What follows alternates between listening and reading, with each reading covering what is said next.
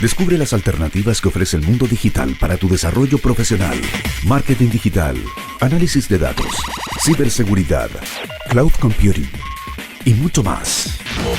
Todos los miércoles a las 17 horas, junto a Catalina Becio y sus invitados. Solo por divoxradio.com.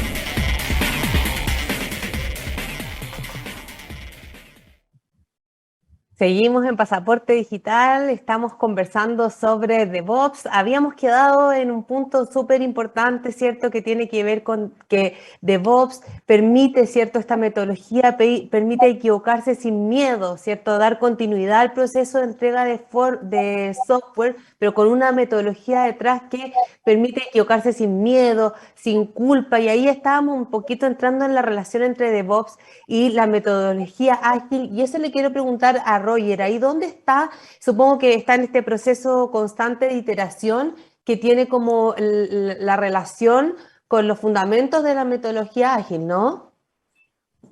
Efectivamente, o sea, hoy la metodología ágil tiende a confundir a veces a las personas con rapidez, y no necesariamente es rapidez de entregar valor en un tiempo corto de tiempo, sino más bien usar herramientas que te permitan hacerlo de una mejor manera y cometiendo la menor cantidad de errores posibles, generando como un patrón.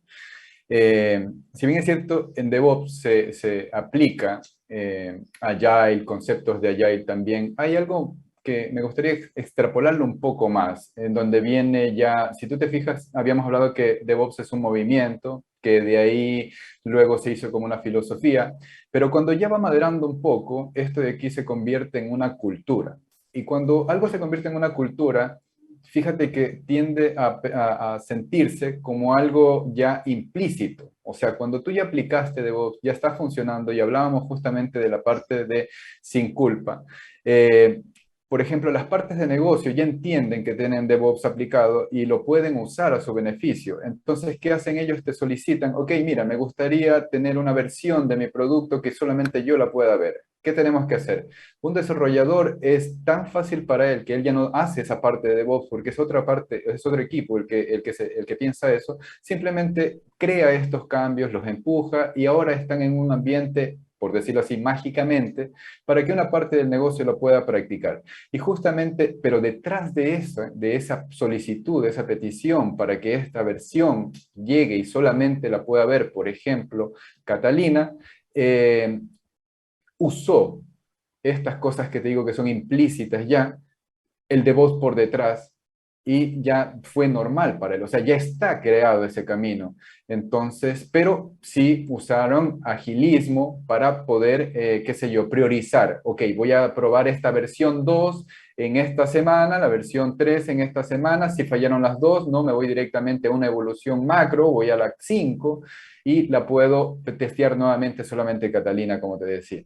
Pero, nuevamente, o sea, si bien es cierto, dentro de cada uno de estos equipos, tanto de los que hacen DevOps, de los que hacen desarrollo, de los que están creando valor al producto, usan metodologías ágiles, no significa que DevOps funcione solamente con ágil. No, es las actividades que desarrollas dentro para creación de algo que podría ser con DevOps, las automatizaciones que habíamos estado conversando, para desarrollo de igual manera, la creación de alguna nueva característica, los llamados features, o también para producto, para la entrega de una nueva versión del producto que podría ser un release.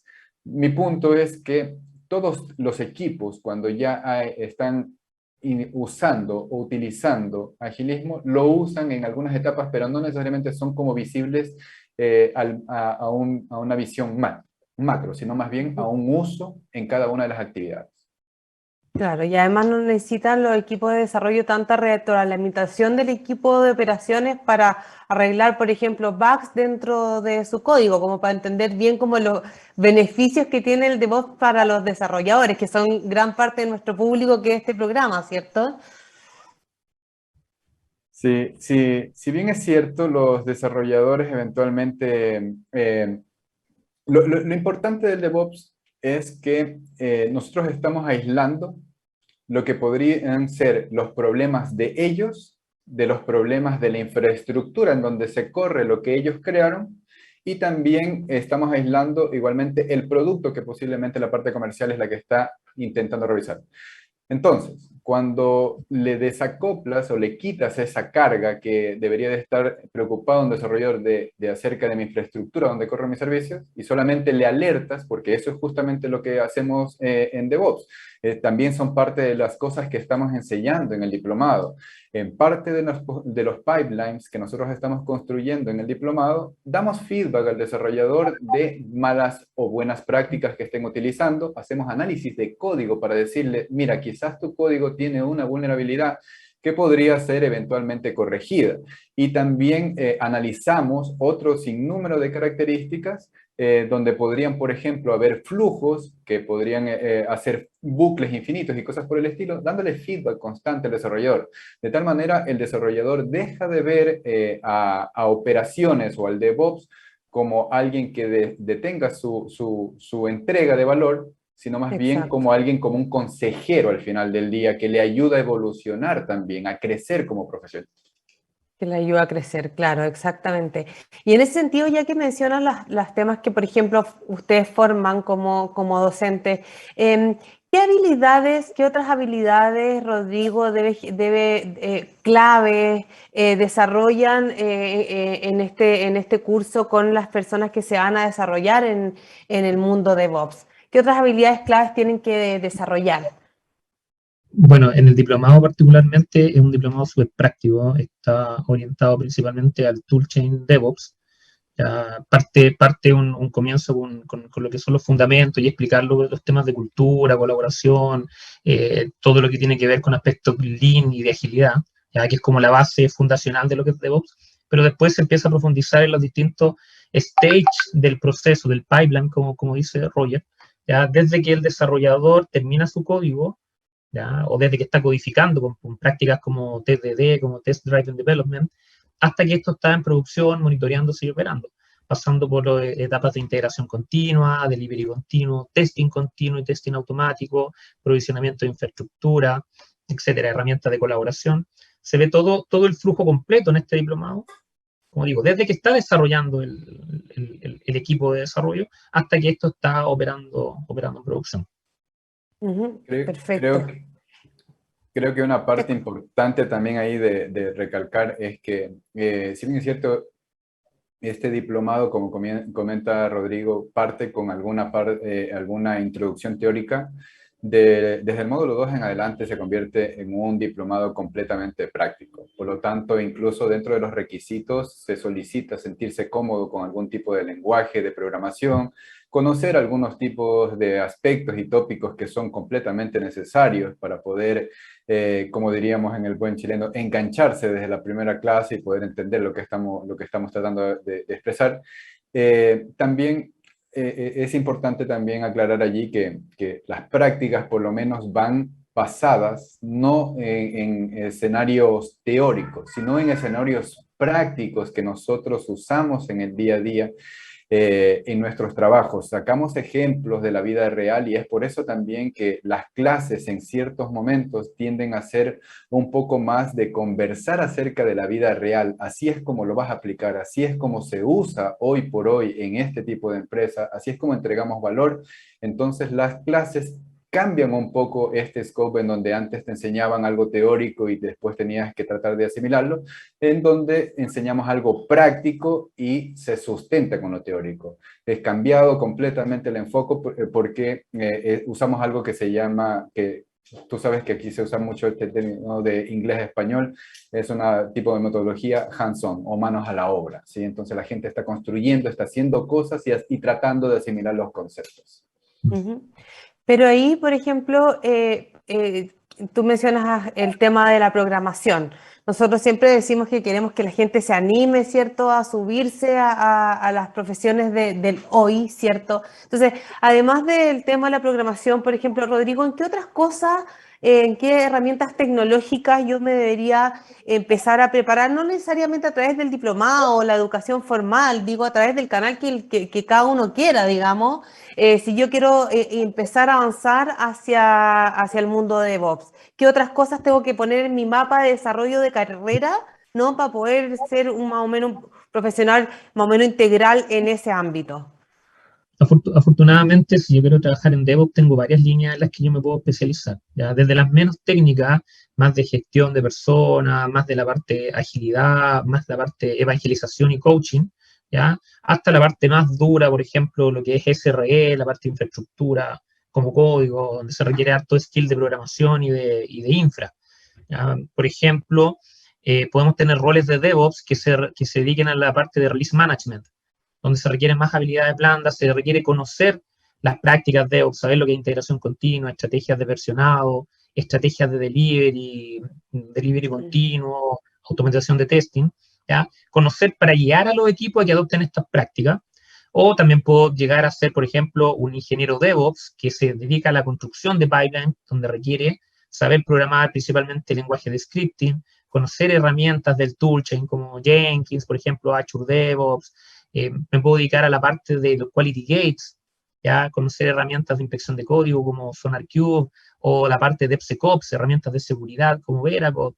Me puedo dedicar a la parte de testing ágil, de testing continuo, automatizando testing con herramientas como Selenium, por ejemplo, a la parte más infraestructura, con herramientas como Terraform, Ansible. O sea, tengo toda una gama a la que yo puedo ir. Si yo vengo del mundo de testing, puedo enfocarme en el testing ágil o en la parte de testing continuo. Si yo vengo a la parte más de gestión de proyectos o de la parte más de agilidad, me puedo ir a la parte de release management, por ejemplo. Si vengo de la parte de infraestructura, me puedo ir a toda la parte de infraestructura como de código o SRE, ¿cierto? Site Reliability Engineering.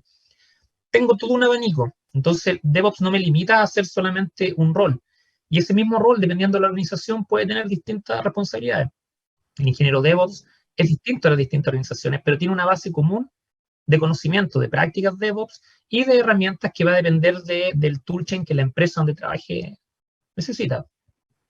Perfecto, o sea, es variable de acuerdo a mi experiencia base hacia dónde puedo ir dirigiendo mis habilidades y expertise. Hemos escuchado hartos conceptos como súper clave aquí que uno googlea DevOps y te aparecen al tiro, ¿cierto? Que son en el fondo prácticas DevOps y que quiero preguntarle a Roger un poco si me puede contar qué significa específicamente integración continua, implementación continua y testing continuo. ¿A qué apunta eso y qué, si nos puede contar muy en breve qué son, para qué sirve? Porque entiendo que es algo que no podemos obviar en el contexto de este programa, digamos, explicarlo. Como ojalá en el día a día, ¿qué significa? Mira, te lo voy a comentar en los tres formas, como son los más comunes, que son exactamente los mismos que tú dijiste, pero integración continua, deployment continuo y delivery continuo, que ese es como el más conocido a nivel mercado. Integración continua consiste en que justamente tú tienes 2 o 3 equipos de desarrollo construyendo nuevas funcionalidades de algún producto. Entonces tú tienes hoy día la versión 1 en tu celular, pero hay otros equipos que están evolucionando esto y crean la 2, la 3 y la 4. ¿Qué pasa con estos equipos que están construyendo, están mejorando el software? Y cuando todos están construyendo el software, después, si tú esperas hasta que ellos terminen, unir esos cambios al tuyo va a ser un poco caótico, podría eventualmente serlo si es que son demasiados cambios. Entonces, ¿qué te permite hacer la integración continua? Ir lanzando algún cambio pequeñito que ellos fueron haciendo, mezclándolo en la versión 0 también, pero una versión 0 como delta. Entonces se van mezclando todos esos cambios que ellos van haciendo continuamente. De hecho, por eso es que es integración continua. Cada nuevo cambio lo voy integrando de una manera armónica, para no esperar hasta que todo esté listo. Hablando específicamente o técnicamente, cuando tú construyes código, son líneas de código. Entonces, si él creó 100 líneas de código, tú las vas uniendo de una en lugar de esperar que las 100 completas se vayan uniendo. Eso es lo que sería integración continua, y para eso hay procesos de DevOps que justamente están sustentados con temas automatizados por detrás y cosas por el estilo, que cuando un desarrollador crea esta funcionalidad, la envía, algo por ahí por detrás se gatilla y comienza a hacer estas integraciones. Por otro lado, tengo el deploy continuo, donde justamente estos cambios se toman y dependiendo de la tecnología se pueden empaquetar, crear algún entregable, lo que fuere. Si es que fuera una aplicación móvil, como te decía, por ejemplo, o una aplicación web, te crean un lugar donde la puedan revisar alguien. Entonces, ok, se unió y después de eso lo deployo. Ese es el concepto de deploy. Colocarlo en algún lado para que alguien lo pueda usar. O sea, aparte de que se unieron las líneas chiquititas de código, donde dejo ya el completito para poderlo revisar. Y por otro lado, tengo, entonces como te decía, es integración continua, tengo el continuous deployment y el continuous delivery. En cambio, ya sería esto cuando ya alguien lo testeó en el continuous deployment. Ya, por ejemplo, tú, si fueses alguien que eres una product owner, o alguien del negocio que ya está satisfecha, dice, ok, mira, ve, funcionó perfecto, esto hace lo que tenía que hacer. Yo creo que con esto nosotros vamos a llegar al cliente y el cliente vamos a impactarlo. Entonces, liberémoslo al mundo ahora sí, ya no solamente para que tú lo veas, liberémoslo al mundo. Entonces entra a esta siguiente fase, ¿sí? Que sería la última. Por supuesto, por debajo hay muchos cambios, muchas cosas por detrás, pero traté de hacerlo lo más simple posible para que sea muy fácil de entender para toda nuestra audiencia. No entiendo. Y todo esto tiene que ver a su vez, entonces, como estamos ahí como en un escenario de la infraestructura como código, ¿no? Todo esto que tú estás hablando es como en torno a la infraestructura como código, ¿o no? ¿O tendría que ver? Porque entiendo que ahí es donde se permite en la infraestructura como código hacer pruebas como en entornos como reales, digamos, ¿no? ¿Cómo se relaciona el DevOps con este concepto de la infraestructura como código? Tú que trabajas en infraestructura. Perfecto, mira, específicamente la infraestructura como código, piénsalo tú como una parte más del proceso de DevOps, en donde Ya. hay otras cosas, otros flujos, que estos lo que hacen en realidad es crearte un computador, pongámoslo así, que es un servidor. Te crean un computador para que, por ejemplo, aquí pueda llegar ese deployment continuo que el otro proceso de DevOps hacía. ¿Te acuerdas que dije integración continua, deploy continuo? Entonces el deploy continuo, para que tenga un lugar donde colocar ese nuevo componente, necesita algún sitio. Ese sitio podría ser por ejemplo, como dije, un servidor. Entonces, ¿qué hace la infraestructura como código? Se gatilla, crea este servidor y tu proceso de deploy continuo lo podría colocar allí. Entonces, la infraestructura como código justamente trata de hacer más o menos lo mismo, lo que pasa con el desarrollo, pero en lugar de crearte una página web, crearte una aplicación móvil, te crea infraestructura. ¿Y qué es la infraestructura? Crearte servidores, máquinas virtuales, etcétera, etcétera, clústeres de Kubernetes, lo que fuere, pero trata de crear esa infraestructura para poder allí hacer que funcionen estas aplicaciones, web, móvil o etcétera. Perfecto. Oye, este tema da para mucho, pero quiero cumplir con un poquito el nombre de este programa que hablaba de GitOps. Entonces quiero preguntarle a Rodrigo si me puede contar, me están apurando de producción, pero si me puede contar en breves palabras qué es y qué nuevos paradigmas viene a cambiar, porque siento que ya estábamos tratando de entender DevOps y ahora viene otra cosa. Si nos puedes como poner un poco ese punto y qué nuevos paradigmas viene Rodrigo a cambiar en GitOps. Me la pone súper difícil ahí porque el experto en GitOps es Roger, él es el invitado a GitOps del Bueno, programa. pero... ¿No? Y le paso pero es a que se tomó mucho el micrófono en los últimos minutos, así que quería darte la palabra a ti, pero que me responda el que quiera, el que no me quiera. con ese tema, así que le dejo al experto ahí, lo mío es más Bueno, DevOps. Yo te cuento una súper fácil tratándolo de explicar. En primer lugar, los sysadmin, los administradores de sistemas, se podría decir que eran las personas de operaciones que antes se encargaban justamente de esto de los servidores, que te había dicho que los desarrolladores, oye, no me toques acá mi servidor porque yo quiero darle servicio todo el tiempo a mi cliente. Ellos son, o anteriormente se llamaban los sysadmin. Una evolución de ellos son las personas de DevOps, SRE y todas esas derivadas. Podríamos decir que son una evolución porque usan más herramientas y cosas por el estilo. Pero, ¿qué vendría a ser GitOps? GitOps podríamos decir también que es una evolución de los DevOps, de los SRE, a donde tratamos de hacer la infraestructura como código bien hecha. Esa es una frase súper cliché que hoy tú puedes leer cuando lees acerca de GitOps. Infraestructura como código bien hecha, donde hoy día, por ejemplo, la infraestructura lo que hacía era crearte un servidor, crearte una determinada cosa, pero donde cambia el paradigma y ahora es X como código, X as code, ya no es infraestructura. ¿Por qué? Porque tú, como decía, es un proceso, o podría decirse que es una evolución del DevOps. Cuando ya estás haciendo DevOps, te das cuenta que no solamente basta con crearte un servidor, necesitas crear redes, necesitas crear políticas de seguridad, necesitas crear configuraciones, necesitas crear un montón de cosas por detrás, almacenamientos de secretos, usuarios, password y cosas por el estilo para poderme conectar al servidor. Cuando hablamos de todo eso, es X as code. ¿Y qué quiere hacer GitOps? Justamente es tratar de hacer todo eso de una manera automática, casi como hacía el DevOps, pero para aplicaciones, ahora para la infraestructura, en donde se almacenan cosas en Git y cosas por el estilo, se toma esa información y se crea. Y hay dos tipos de métodos, en donde podría ser pull, en donde hay algo que está preguntando si es que hay algún cambio, oye, tengo que crear más copias, tengo que mejorar la infraestructura, y la otra en donde se empuja en cambio. Alguien dice, oye, hubo un cambio, mejora la infraestructura, y desde ahí se gatilla cosas.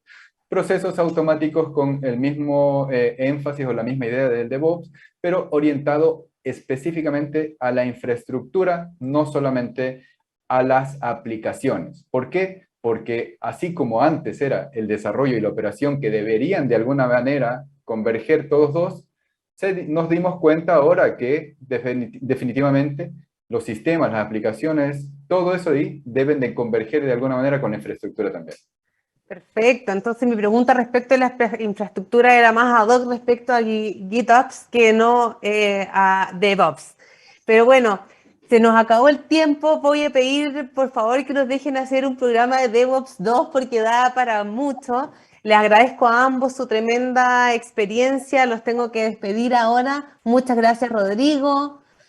Muchas gracias, Roger. Que tengan muchas gracias, que estén muy bien. Gracias a ustedes, una excelente semana y nosotros nos vamos a una pausa y volvemos. Descubre las alternativas que ofrece el mundo digital para tu desarrollo profesional. Marketing digital, análisis de datos, ciberseguridad, cloud computing y mucho más. Todos los miércoles a las 17 horas junto a Catalina Becio y sus invitados. Solo por divoxradio.com.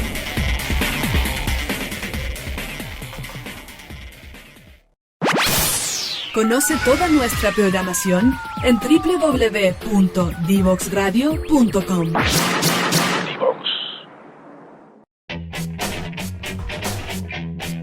Divoxradio.com.